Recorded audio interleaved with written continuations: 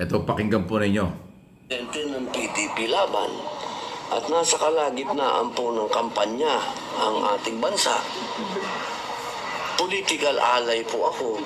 Ito pong ating Pangulo ay chairman ng isang political party. So siguro po, nararapat lamang po na makausap ko yung aking chairman. Ayan, no? So wala pang balita? Ayan, no? Ang pinapalabas ni Robin Padilla, kaya siya nagpunta ron sa Netherlands, ay para daw makausap niya ang kanyang presidente at chairman ng kanilang partido.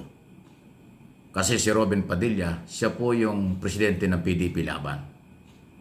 Ang tanong lang, Mr. Padilla, senador. Okay?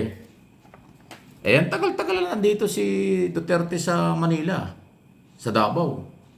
Ilang araw pa lang dyan sa ICC. Pinuntahan mo na para iyong gustong kausapin dahil sa isong politika. Wow. Tatawa ka na lang. Wow. Dahil sa politika, kaya ka nagpunta dyan? O kaya ka nagpunta dyan ay dahil talagang ikaw ay maka-Duterte? Ah? Pero karapatan mo naman yan. Hindi ko naman sinabing hindi mo karapatan. Pero huwag mo na sabihin na kaya ka nagpunta dyan o isa sa dahilan kaya ka nagpunta dyan, gusto mo makausap yung chairman at yung presidente. Ayan, tagal-tagal yung magkakasama dito sa Manila. Nagkakaroon kayo ng mga rally, nagkakaroon kayo ng mga meeting, ano. Nung biglang nawala, ay na-miss mo kaagad at pinuntahan mo pa. Wow, ayan. Anyway, sabi ko nga, yan ang palusot ni Robin Padilla, kaya siya nandoon. Tinatanong siya ng media, bakit siya nandoon? Anong meron doon? Anong dahilan? Hindi naman siya abogado ni Duterte, hindi naman siya rin abogado. So, siya ay senador ng Republika ng Pilipinas, hindi naman siya senador ng mga Duterte. Siya ay senador ng Republika ng Pilipinas. Di ba? Di dapat ang senador ng Republika ng Pilipinas ay magiging neutral sa pagtingin sa implementation ng batas, local o international. Mamaya, mapag-isipan ka po Robin Padilla, nag-i-impluensya ka, pero naniniwala naman ako, hindi ka makaka-impluensya sa ICC. Hindi ka naman kilala ng ICC, hindi ka naman pakikinggan ng ICC. Ngayon, ang palusot mo, nagpunta ka dyan para makausap mo yung chairman at yung presidente. Galing ng palusot ha. Ito, meron pa hong isang sinabi si Padilla.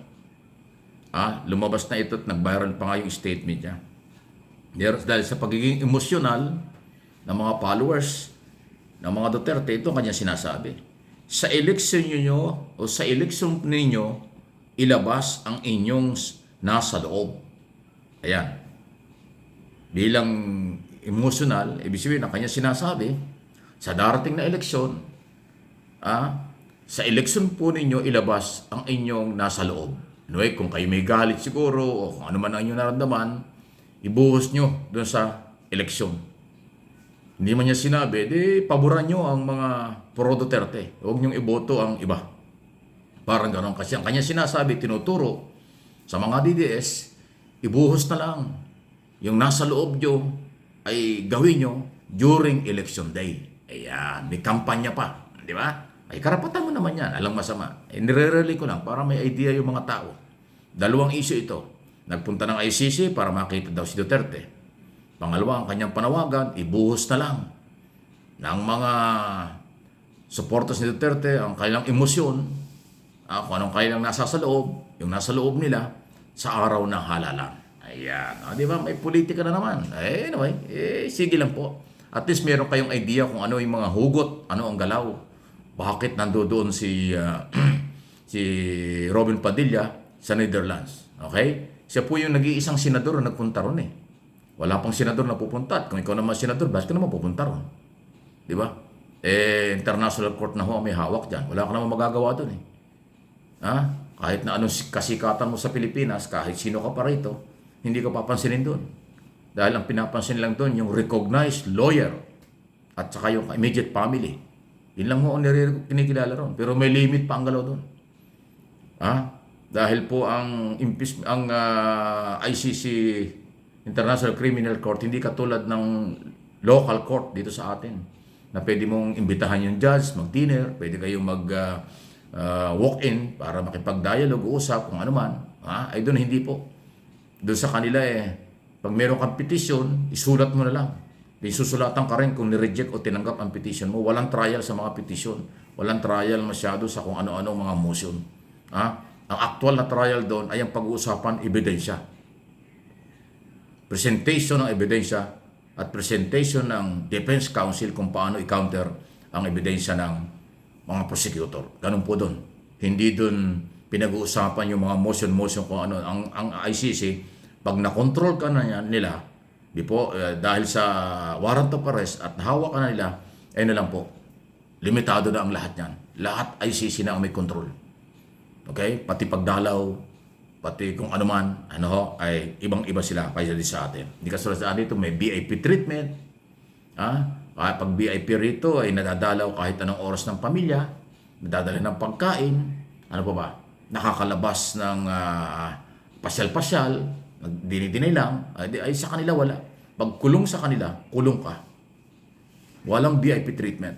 Ilalabas ka lang kung merong medical problem, for check-up, siguro gano'n lang. Pero yung mga pasyal-pasyal or VIP treatment, walang-wala yan sa international court. So, ayan po.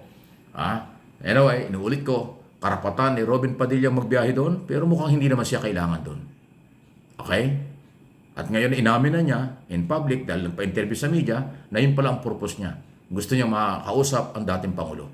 Ang kanya daw Pangulo gusto makausap at ang kanyang chairman ng partido.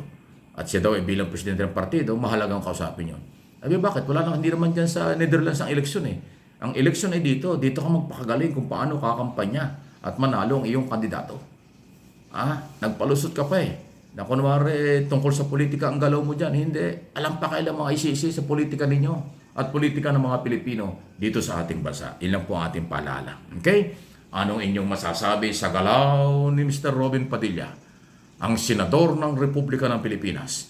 Pero ang mga galaw, kadalasan ay senador ng mga Duterte. Ay bakit ganon? Sabi nga nila. Di ba dapat senador ng Republika ng Pilipinas dahil yan po ay inihalal ng taong bayan. Naging number 1 senador pa nga mula noon hanggang sa 2028.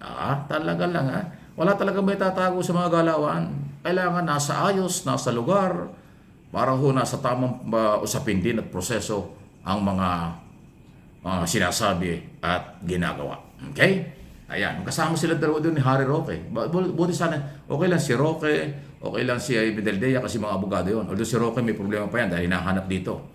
Hindi ko alam kung ano mangyayari dyan, kung siya ay madi-deport o paano kasi siya ay parang wanted na rin dito kasi pinaghahanap dito. Okay, wala nga lang warrant of arrest galing sa korte pero hinahanap na siya.